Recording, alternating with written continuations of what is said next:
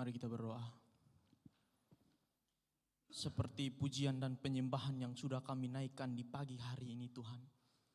Itu bukan hanya rangkaian kata-kata yang terekam dalam memori kami, tetapi itu sikap hati kami. Mensyukuri untuk setiap kebaikan Tuhan dalam kehidupan kami.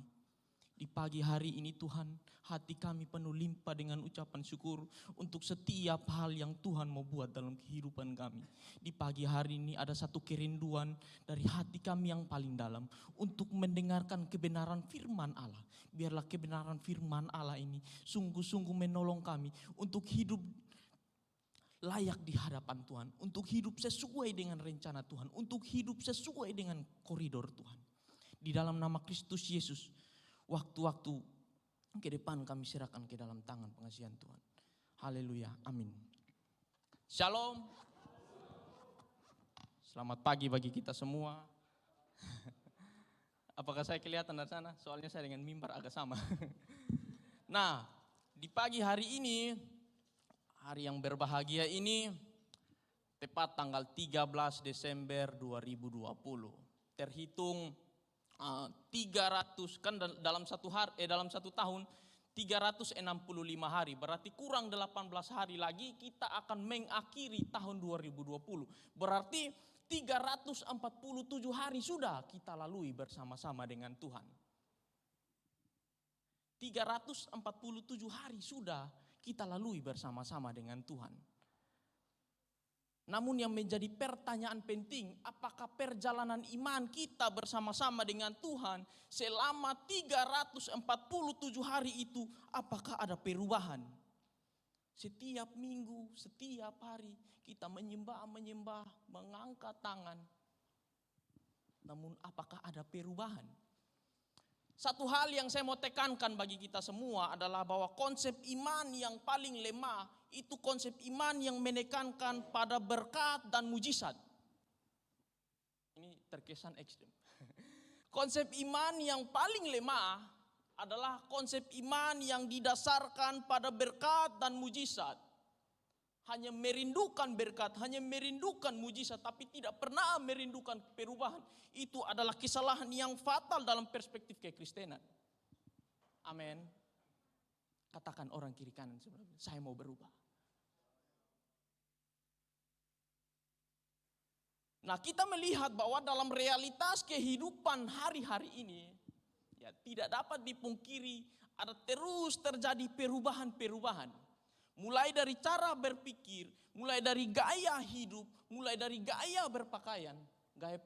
Gaya berpakaian apalagi paling nampak ya. Untuk generasi-generasi 60, maksudnya yang umur 60 sekarang, 70, 50, pasti melihat bahwa perubahan itu sangat signifikan. Gaya berpakaian sangat menyolok. Yang di bawah semakin ke atas dan yang di atas semakin ke bawah. Sangat miris. Nah, bahkan perubahan-perubahan dalam gaya pendidikan. Ya, gaya pendidikan pun mengalami perubahan saat ini kan. Apalagi dalam situasi pandemi saat ini banyak yang gaya belajarnya online. Gaya belajarnya online, kalau di kota online, kalau di pedesaan-pedesaan mungkin masih offline. Jadi masih berbeda, masih dengan gaya-gaya yang kuno. Bahkan generasi-generasi sekarang kan masuk dalam kategori generasi milenial. Di atas nanti setelahnya lagi masuk dalam generasi Z. Nah, saya mau tanya di antara kita semua di sini siapa yang punya aplikasi TikTok? Bapak Ibu, teman-teman, wow luar biasa, cukup banyak juga.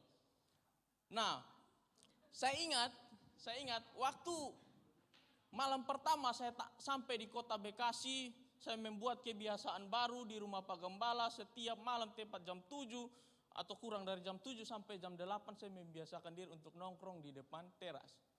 Dengan segelas air es, ditaruh es batu. Jadi ada teman lah saya, namanya Gabriel. Ya. Jadi kami nongkrong di situ. Kami buat kebiasaan baru di malam pertama. Lalu saya ditanya, abang punya aplikasi TikTok? Abang bilang nggak ada dek. Dia jawab, kampungan.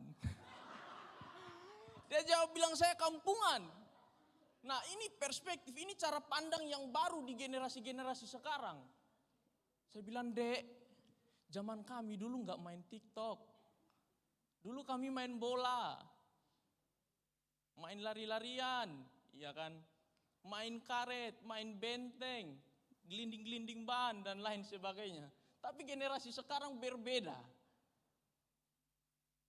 Nah, realitas ini tidak dapat dipisahkan dari cara pandang kita sekarang. Nah, yang menjadi pertanyaannya, kalau dunia berubah, apakah kita juga ikut berubah? Ini satu pertanyaan retoris. Yang kedua, kalau kita melihat bahwa 15 tahun yang lalu atau 10 tahun yang lalu ada satu HP canggih. Namanya Sony Ericsson. Siapa yang pernah pakai HP Sony Ericsson? Saya rasa beberapa kita di antara sini pernah memakai atau pernah mendengar atau pernah melihat. Sony Ericsson pada saat itu 15 tahun atau 10 tahun yang lalu adalah masuk dalam kategori yang berkelas. Orang-orang yang kategori borjuis, orang-orang yang berada, yang bisa menggunakan handphone seperti itu. Namun sayang sekali sampai saat ini kita tidak pernah temukan HP Sony Ericsson. Kenapa? Yang menjadi pertanyaannya kenapa? Yang menjadi pertanyaannya kenapa? Karena Sony Ericsson itu tidak pernah mengalami perubahan. Dia tetap pada gayanya yang lama, dia tetap pada prinsipnya yang lama, dia tetap pada model yang lama, tidak mengalami perubahan. Sehingga sampai saat ini tidak ada nilai jual, tidak ada lagi yang memakai itu. Berarti zaman berubah, benda berubah, manusia berubah, gaya hidup berubah, gaya berpikir berubah, sistem pendidikan berubah. Semua mengalami perubahan. Itu fakta dan itu real. Dan kita sedang diperhadapkan dengan itu. Dan satu hal yang harus kita ketahui bahwa iman Kristen adalah iman yang progres. Yang terus menerus mengalami perubahan sampai pada rencana dan maksud Tuhan. Katakan amin. Nah, oleh sebab itu di pagi hari ini kita akan belajar tentang perubahan. Di bawah satu tema, perubahan itu titik-titik. Perubahan itu titik-titik. Titik-titik itu apa? Titik-titik itu harus diisi. Diisi dengan apa? Bukan dengan kacamata dunia, bukan dengan kacamata realitas yang sedang kita hadapi saat ini, tapi kita mengisinya dengan apa yang dikatakan Alkitab. Kita harus mengisinya dengan apa yang dikatakan Alkitab. Kalau dalam perspektif dunia mengatakan bahwa perubahan itu dunia ini terus mengalami perubahan. Yang tidak pernah mengalami perubahan adalah perubahan itu sendiri. Membingungkan bukan? Yang tidak mengalami perubahan itu adalah perubahan itu sendiri. Tapi kalau dalam kacamata kekristenan, yang tidak pernah mengalami perubahan itu adalah firman Allah. Firman Allah terus relevan dari zaman dulu sampai zaman sekarang. Dari zaman Abraham sampai saat ini. Katakan amin. Sangat luar biasa. Alkitab akan terus relevan. Dalam kisah-kisah sejarah, dalam kisah-kisah cerita apapun, Alkitab akan terus relevan dalam kehidupan kita. Maka begini, yang pertama untuk kita titik ini, kita akan mengisi dengan satu kata, keluar dari zona nyaman. Keluar dari zona nyaman. Keluar dari zona nyaman adalah satu realitas yang diperlukan oleh orang percaya saat ini.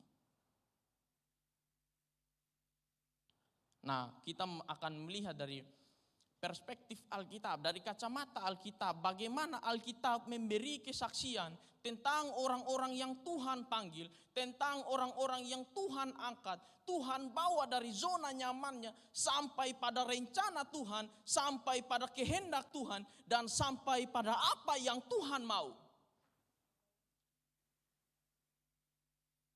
Hampir 80% Alkitab memberi kesaksian mulai dari nabi-nabi besar sampai nabi-nabi kecil, dari rasul-rasul, semua orang pilihan-pilihan Tuhan diangkat dari kegagalannya, diangkat dari zona nyamannya, diangkat dari diangkat dari apa yang berhubungan dengan dunia untuk sampai pada rencana Allah. Kita buka dalam Kejadian pasal yang ke-12 ayat yang pertama.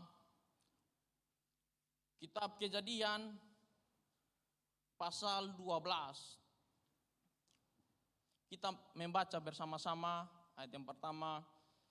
1, 2, 3. Berfirmanlah Tuhan kepada Abram, pergilah dari negerimu dan dari sanak saudaramu dan dari rumah bapamu ini ke negeri yang akan kutunjukkan kepadamu. Ayat yang kedua, aku akan membuat engkau menjadi bangsa yang besar dan memberkati engkau serta membuat namamu masyhur dan engkau akan menjadi berkat. Ayat yang ketiga, aku akan memberkati orang-orang yang memberkati engkau dan mengutuk orang-orang yang mengutuk engkau, dan olehmu semua kaum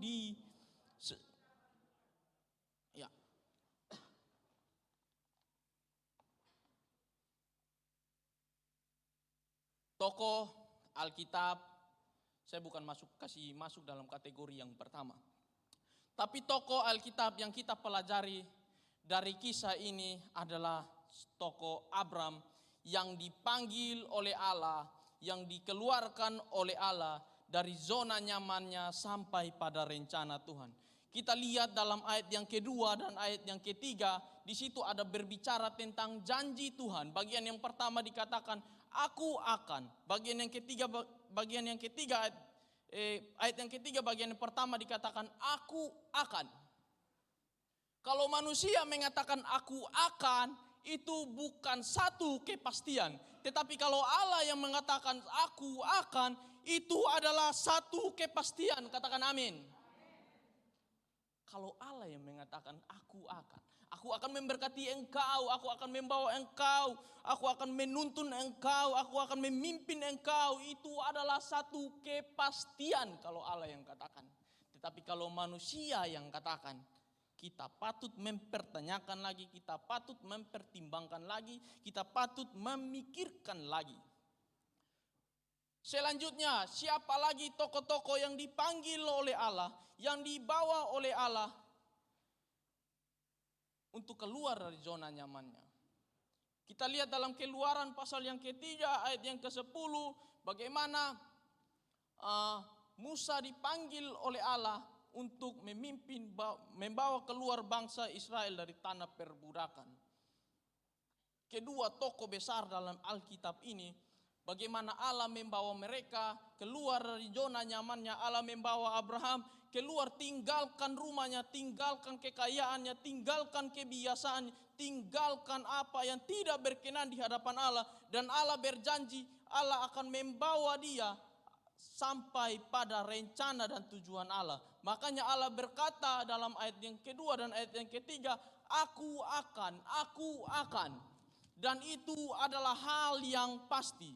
Selanjutnya dalam Keluaran pasal yang ketiga, kita melihat dalam ayat yang ke-10, kita membaca bersama-sama. Jadi sekarang pergilah, aku mengutus engkau kepada Firaun untuk membawa umatku orang Israel keluar dari Mesir. Ayat yang ke-10, jadi sekarang pergilah.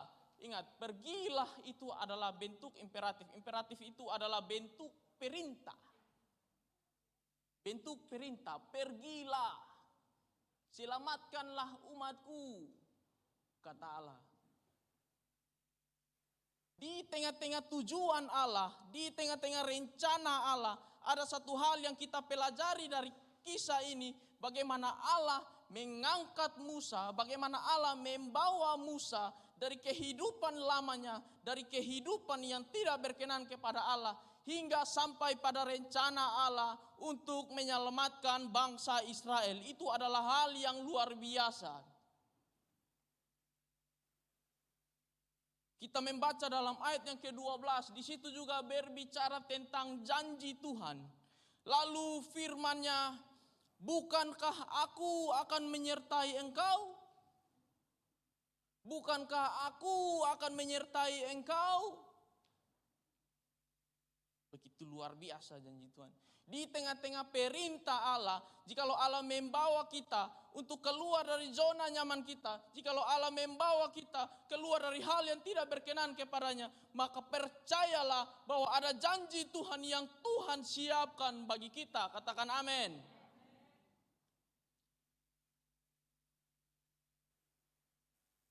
Sebenarnya dari kitab Kejadian sampai kitab Wahyu, ada terlalu banyak tokoh-tokoh Alkitab yang dipanggil oleh Allah keluar dari zona nyamannya, keluar dari kebiasaannya, keluar dari satu hal yang sebenarnya bertentangan dengan rencana Allah. Kita lihat kisah Nehemia yang adalah juru anggur. Dia dipanggil oleh Allah juga untuk keluar, menyelamatkan bangsa, untuk keluar, membangun tembok Israel. Kita melihat juga kisah Ayub. Dari pasal 1 hingga pasal yang hampir keseluruhan kitab Ayub itu berbicara tentang penderitaan Ayub. Bagaimana Ayub dicela oleh teman-temannya. Bagaimana Ayub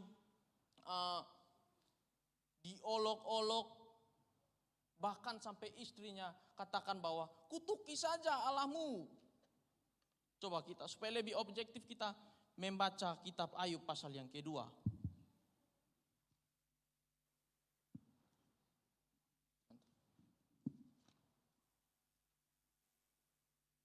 Kitab Ayub pasal yang kedua, ayat yang ke-10. Mulai dari ayat yang ke-9 saja. Maka berkatalah istrinya kepadanya, masihkah bertekunkah engkau dalam kesalehanmu? Kutukilah Allahmu dan matilah. Lihat, tetapi jawab Ayub, respon Ayub terhadap istrinya. Kita lihat. Tetapi jawab Ayub kepadanya, engkau berbicara seperti perempuan gila. Kalau dalam terjemahan lain, engkau berbicara seperti perempuan yang tidak mengenal Allah. Gitu. Jadi kalau orang yang tidak mengenal Allah, kategori kalau dalam terjemahan lain dikatakan engkau berbicara seperti orang yang tidak mengenal Allah. Selanjutnya, apakah kita mau menerima yang baik dari Allah tetapi tidak mau menerima yang buruk? Lihat kesadaran Ayub bahwa rencana Tuhan begitu luar biasa dalam kehidupannya. Bahkan orang terdekatnya, orang yang tidur satu ranjang dengan dia, katakan bahwa kutuki saja Allahmu.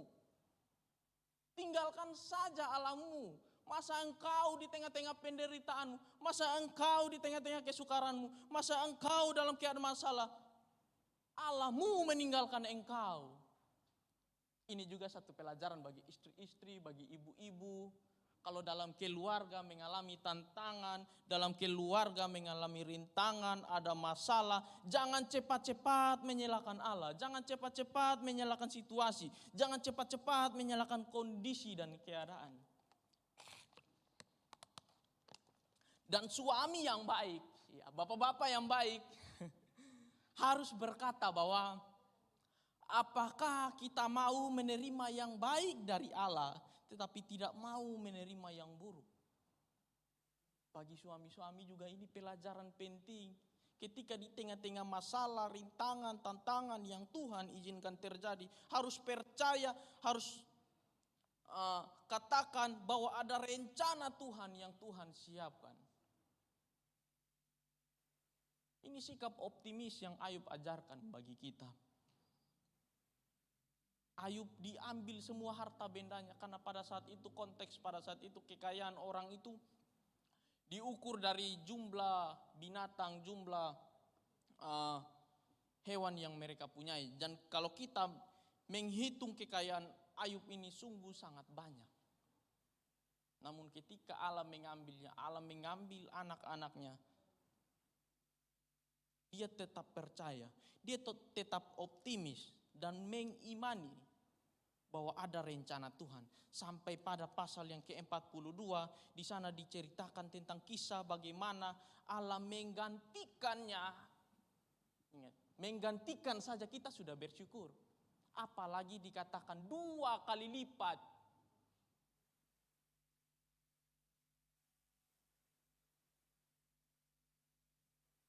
Alkitab katakan bahwa Allah menggantikannya dengan 2 kali lipat. Selanjutnya tokoh yang dipanggil oleh Allah keluar, kisah Yunus. Kita pun tahu bersama-sama dalam kisah Yunus, terlebih khusus kalau kita membaca dalam bagian yang pertama, ayat yang kedua, langsung saja. Ayat yang pertama, ayat yang kedua, dan ayat yang ketiga, di situ ada berbicara tentang bagaimana Allah menyuruh Yunus untuk pergi menyelamatkan bangsa Niniwe. Di sana dikatakan, bangunlah, pergilah, berserulah. Ada 3 kata perintah yang Allah berikan kepada Yunus, bahwa bangunlah, pergilah, berserulah. Ingat bahwa di setiap perintah Tuhan, di setiap Allah menyuruh kita, ada maksud-maksud, ada tujuan-tujuan yang Dia sisipkan bagi kita. Selanjutnya dalam tokoh-tokoh perjanjian baru, ada Yunus, ada Timotius yang meninggalkan zona-zona nyamannya. Ada Paulus maksudnya. Itu yang tokoh-tokoh besar dalam kisah Alkitab. Itu berarti bahwa Allah mau katakan kepada kita di pagi hari ini, keluar dari zona nyaman kita, itu adalah hal yang penting. Karena tidak ada hal yang besar yang akan kita capai, yang akan kita dapati kalau kita tidak keluar dari zona nyaman kita. Katakan amin. Jadi kalau konsekuensi logisnya, ketika kita keluar dari zona nyaman kita, maka ada hal yang luar biasa Tuhan sisipkan bagi kita. Kalau kita melihat bahwa burung atau unggas-unggas lain, untuk bisa terbang, untuk bisa berkembang biak, mereka harus keluar dari cangkangnya. Ketika mereka keluar dari cangkangnya, mengalami kebebasan, mengalami satu hal yang luar biasa, yang sebenarnya tidak pernah diketahui. Nah begitu juga dengan kehidupan kita yang Tuhan ajarkan, bahwa ketika kita keluar dari zona nyaman kita, kita mendapatkan satu hal yang luar biasa, kita mendapatkan perubahan, kita mendapatkan satu hal yang tidak pernah kita ketahui dan tidak pernah kita pahami.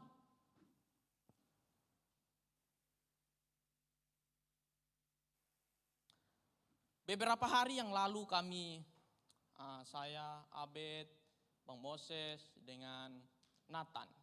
Nah kami buat satu grup WhatsApp namanya Elmon. Jadi kami buat grup WhatsApp namanya Elmon. Elmon itu artinya Elizabeth, Moses, Tony, dan Nathan. Nah setelah saya coba menelusuri pengertian Elmon itu apa, ternyata yang kami dapati pengertian Elmon secara terminologi itu artinya berpetualang. Berpetualang. Dan beberapa hari yang lalu kami coba jalan-jalan keluar sampai di Jakarta. Jadi kami jalan-jalan sampai di Jakarta. Sampai di sana saya melihat, wow, ini kemegahan kota Jakarta dengan bervarian tinggi.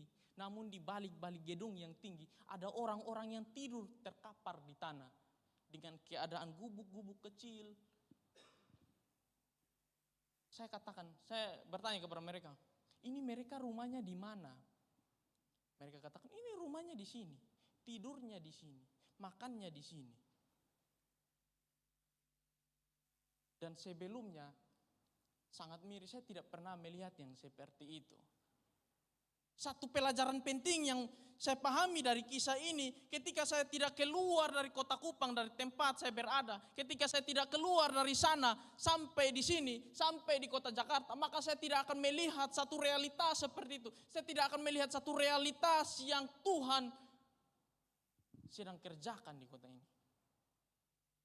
Saya terheran-heran, kok ada orang yang seperti ini?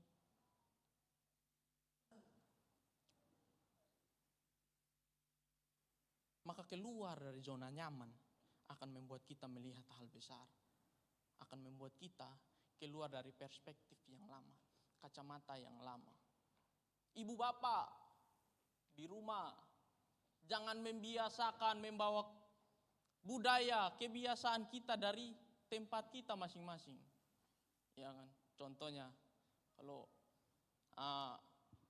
orang Batak dengan orang Nias menikah contohnya. Terus anaknya 2. Jadi anaknya yang masih kecil pulang sekolah, yang laki-laki. Ma, ini nilai saya hasil ujian hari ini. Dikatakan bahwa dilihat nilainya 100. Wow, anak pintar, luar biasa. Ini baru mama punya anak. Tapi anaknya yang perempuan datang lagi, mama ini hasil ujian saya hari ini. Tapi dapatnya cuma 10. Mamanya bilang, lu sama kayak lu punya bapak. Lu punya bapak, punya turunan. Nah, kebiasaan ini adalah kebiasaan yang tidak baik. Kebiasaan yang mengutuk anak. Kebiasaan yang kita bawa dari yang lalu-lalu sampai pada rumah tangga kita. Ini kacamata yang salah. Ini perspektif yang salah kalau dalam kata Alkitab. Teman-teman muda. Ya, ini juga pelajaran bagi teman-teman muda. Mau cari pasangan. Pasti semua mau cari pasangan. Entah laki-laki, entah perempuan, pasti semua mau pacaran. Ya. Tapi yang menjadi pertanyaannya, apakah pasanganmu yang engkau pilih, yang akan mendampingimu seumur hidupmu, apakah sudah keluar dari zona nyamannya? Ada 3 tips penting yang saya mau berikan bahwa untuk mencari pasangan yang cantik maupun yang ganteng, yang pertama itu harus ganteng secara intelektual, cantik secara intelektual, pemahamannya harus bagus. Supaya ketika diskusi di rumah, ketika bertukar paham, itu sama-sama berkontribusi enak begitu. Yang kedua, ganteng dan cantik secara emosional. Kalau tidak bisa kontrol emosi dalam rumah tangga, itu kebiasaan yang fatal. Itu kebiasaan yang tidak baik. Yang ketiga, ini yang paling penting. Ganteng dan cantik secara spiritual. Percuma ganteng. Alkitab katakan bahwa kemolekan dan kecantikan adalah kesia-siaan. Tetapi istri yang takut akan Tuhan, itulah yang dipuji-puji. Artinya mau cari pasangan itu bukan yang utama bentuk fisiknya, bukan yang utama kecantikannya, bukan yang utama kemolekannya, tetapi yang terpenting adalah sisi spiritualnya, itu yang paling penting. Karena rumah tangga yang selalu diombang-ambingkan, rumah tangga yang selalu diperhadapkan dengan masalah, rumah tangga yang tergoncang-goncang adalah rumah tangga yang tidak mempunyai nilai spiritual. Katakan amin. Membangun hubungan harus didasarkan kepada prinsip-prinsip spiritual. Nah, bagian yang kedua yang akan kita pelajari dari untuk mengisi perubahan yang titik-titik itu, bagian yang pertama tadi keluar dari zona nyaman. Perubahan itu keluar dari zona nyaman. Sekarang yang kedua untuk mengisi titik-titik tadi. Dalam tema kita tadi, perubahan itu titik-titik. Bagian yang kedua adalah harus dewasa. Harus dewasa. Coba kita membaca sepintas Roma pasal yang ke-12.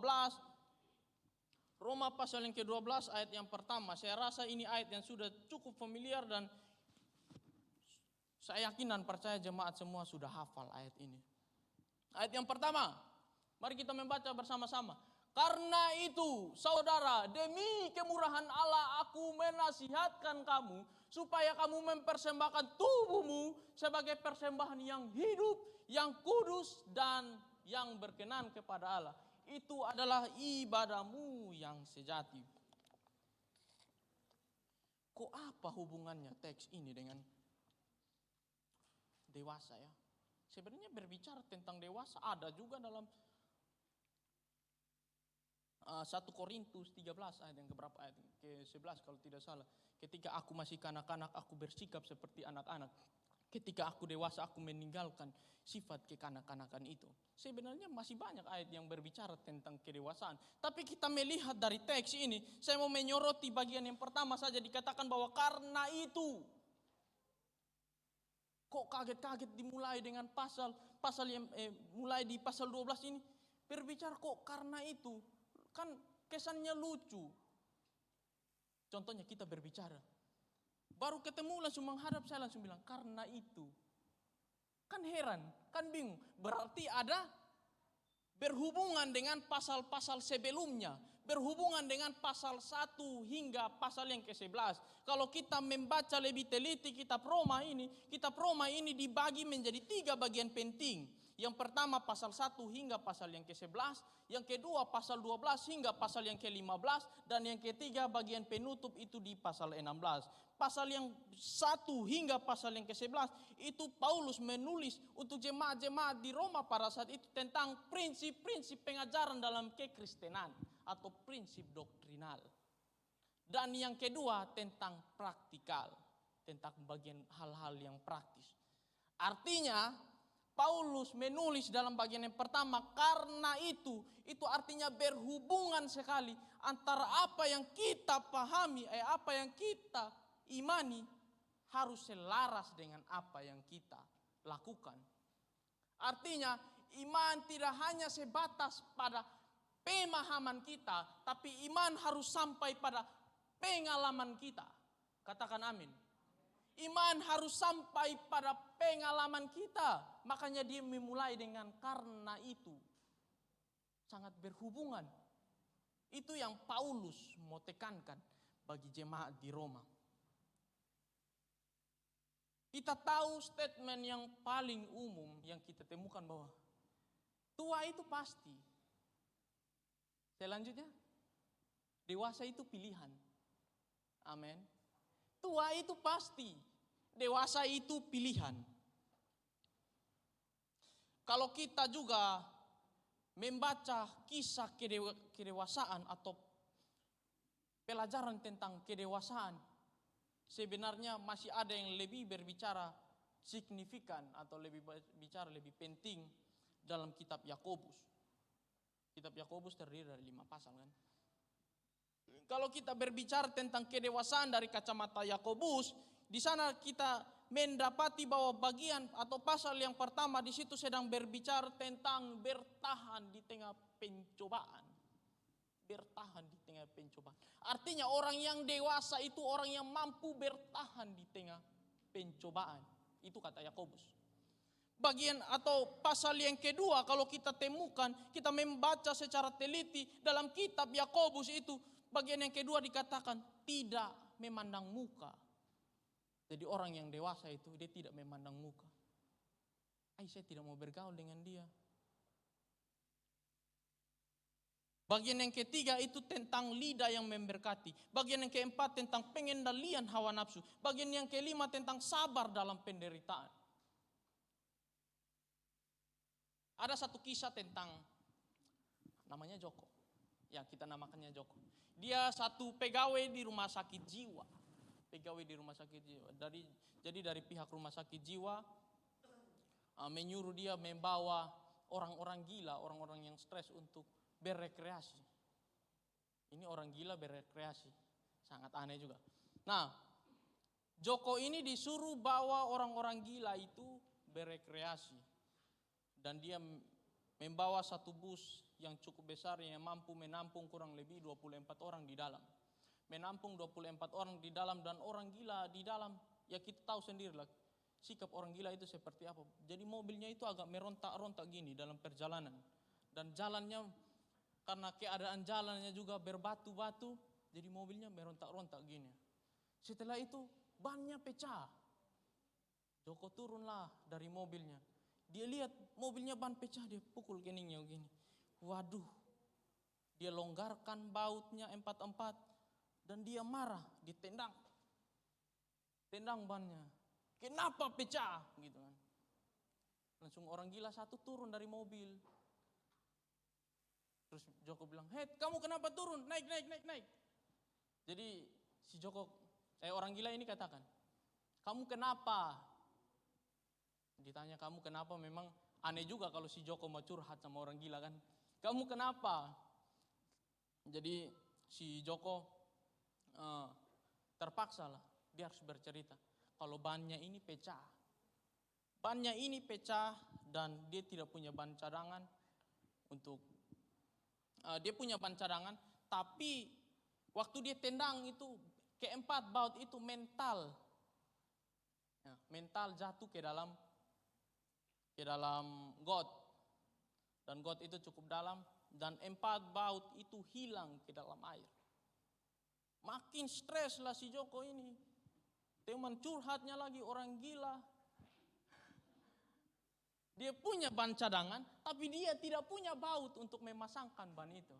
Jadi orang gila ini katakan bahwa kamu ambil satu-satu baut dari ketiga roda itu, kau pasangkan di situ. Jadi total semua roda itu berisi 3 baut. Nanti sampai depan ada bengkel, kamu beli batu lagi, kau pasangkan satu per satu di setiap ban. Joko berpikir, wah pintar juga nih orang gila. Dia katakan, pintar juga nih orang gila. Orang gila begini, saya itu masuk rumah sakit jiwa karena gila, bukan karena goblok. Dia katakan, saya itu masuk rumah sakit jiwa itu karena gila, bukan karena goblok kayak kau gitu. Nah kadang hari-hari ini juga kita temukan dalam rumah tangga kita, dalam kehidupan kita, banyak orang yang tidak gila tapi goblok. Kenapa goblok? Saya katakan bahwa kalau orang yang sudah terus beribadah, sudah terus membangun hubungan dengan Tuhan, sisi spiritualnya terus diasah-asah, kalau tidak mengalami perubahan sampai tahap yang dewasa, itu namanya goblok.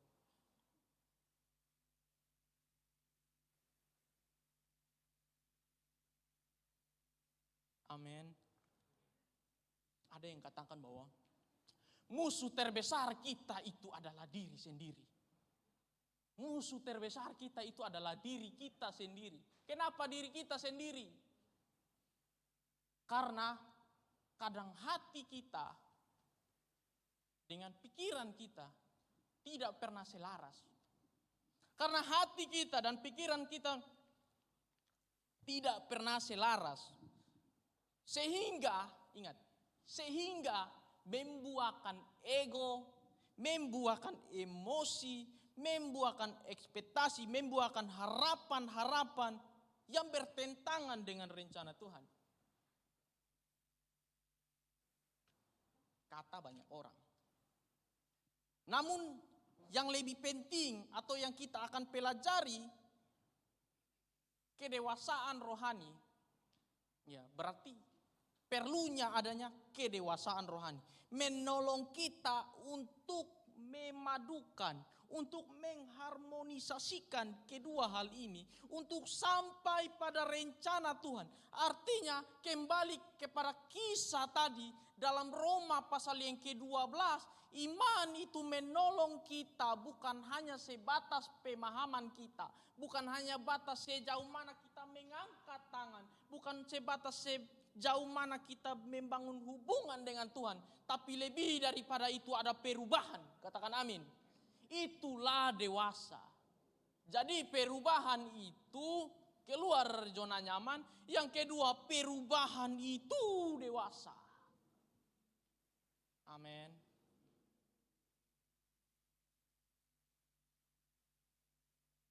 Pernah satu kisah seorang raja.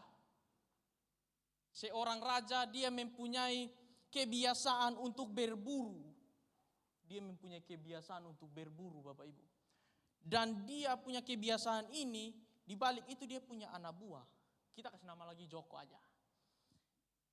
Dia mempunyai anak buah yang namanya Joko. Pada saat mereka sedang membersihkan senjata atau senapan mereka untuk pergi berburu 2 hari setelahnya. Membersihkan di depan istana. Jadi si raja duduk di atas kursi, si Joko duduk di bawah kaki raja sambil membersihkan senjatanya. Dan tidak disengaja oleh Joko, Joko menekan pelatuknya dan ternyata masih ada 1 peluru tersisa di dalam. Dan ketika dia menekan pelatuk itu menembus jari jempol si raja. Raja teriak, aduh, marahlah si raja. Disuruhlah masukkan si Joko dalam penjara. Masukkan dia dalam penjara istana sampai kepada yang paling dalam. Sampai pada penjara yang pakai batu saja, bukan pakai besi. Biar Joko itu tersiksa. Maksud si raja itu. Ternyata 2 minggu kemudian jari si raja ini sembuh dan mulai kering. Hati dia mulai gelisah untuk pergi berburu lagi. Pergi berburu lagi sampai di tengah-tengah hutan, dia menemukan satu kelompok primitif. Satu kelompok primitif itu artinya orang-orang pedalaman di dalam hutan. Dan pada saat itu tepat suku-suku primitif itu akan mempersembahkan korban untuk dewa mereka. Ditangkaplah raja itu, dibawalah, diikat, dipersiapkan untuk dibakar, untuk mempersembahkan kepada dewa mereka. Waktu mereka merobek-robek bajunya, merobek-robek pakaiannya, membuka sepatunya, ternyata didapati korban itu tidak sempurna, korban itu tidak lengkap, karena kurang jari jempolnya tadi. Lalu mereka teriak kepada kepala suku mereka, "Guru!" Ya, kurang lebih guru. "Guru, korban tidak lengkap, korban tidak sempurna." Korban tidak sempurna.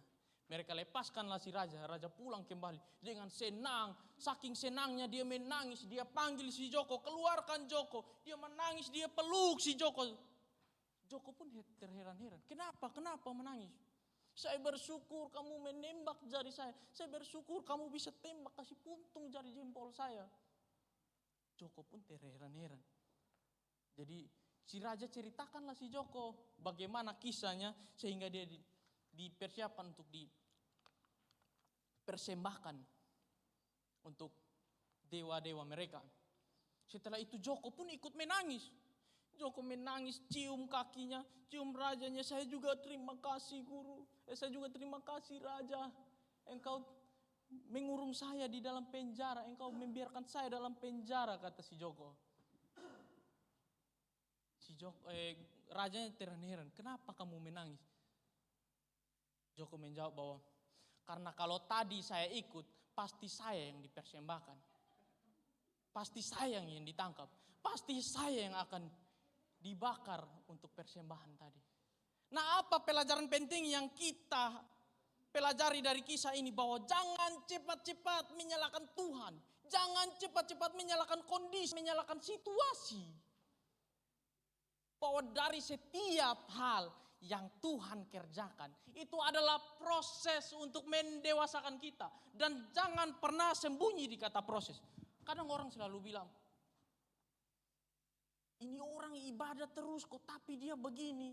Mulutnya tukang maki, mulutnya tukang ngomongin orang." Ya kan kami masih proses. Itu kadang-kadang orang yang suka tinggal di kata proses. Orang yang suka bersembunyi di kata proses. Ini kan masih proses. Di sekolah-sekolah teologi juga kan begitu. "Kamu kok sudah tingkat 3 masih merokok." Ya kan kami masih proses. Itu kebiasaan. Maka satu pelajaran penting lagi, jangan pernah tinggal dalam kata proses. Jangan membiarkan diri kita untuk keluar dari zona nyaman kita. Kita percaya bahwa setiap hal yang Tuhan buat itu adalah proses untuk mendewasakan kita. 347 hari sudah kita lalui bersama-sama dengan Tuhan. Mari sama-sama dalam momen ini, jangan pernah kita sampai pada tahun 2021 kalau kita tidak pernah berubah. Kita kembali mengintrospeksi diri kita. Kita kembali mengintrospeksi rumah tangga kita. Sejauh mana kita sudah mengalami perubahan. Tuhan Yesus memberkati. Mari kita berdoa. Engkaulah yang bertata atas kebenaran firman Allah yang sudah kami belajar di pagi hari ini. Hati kami selalu bersyukur dan terlalu bersyukur untuk hal ini. Di pagi hari ini kebenaran firman Allah kembali mengajarkan kami bagaimana kami mengalami perubahan, keluar dari zona nyaman kami, keluar dari kebiasaan-kebiasaan kami, sehingga kami terus didewasakan oleh Tuhan dalam iman kami. Terima kasih Tuhan Yesus, terima kasih. Ini doa kami, ini harapan kami. Di dalam nama Yesus kami berdoa dan bersyukur. Amin.